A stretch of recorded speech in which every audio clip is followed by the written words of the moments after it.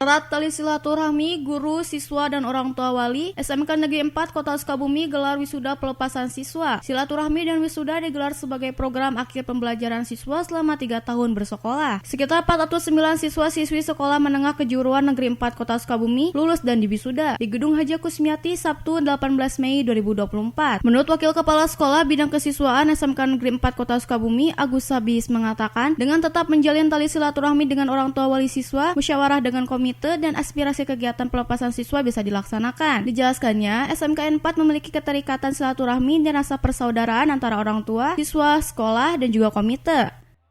Kami dari pihak sekolah bekerja sama dengan pihak komite bahwa ini terselenggara oleh komite. Betul. Kami dari guru atau komite sekolah cuma fasilitasi saja untuk pelaksanaan perpisahan hari ini.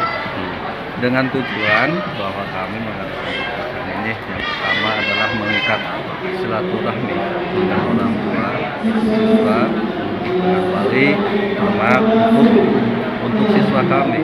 Sedangkan menurut pengawas pembina SMK Negeri 4 Kota Sukabumi, Edi Mulyana mengatakan, pihaknya menghadiri undangan dari SMK dan sekaligus menyaksikan prosesi wisuda. Berharap lulusan SMK 4 bisa memegang teguh ilmu, etika yang mereka dapat untuk menggapai dunia usaha ataupun pendidikan ke jenjang lebih tinggi.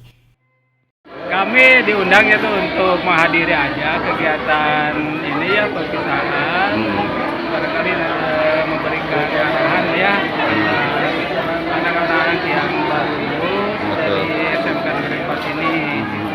Kami selalu mengamanatkan bahwa dari tujuan mereka belajar ini kan ada 3 hal ya, mencari sebagai pekerja, kemudian bisa berwirausaha, kemudian yang berikutnya melanjutkan ke jenjang yang lebih tinggi. Itu harapan kami anak-anak yang lulus pada saat ini.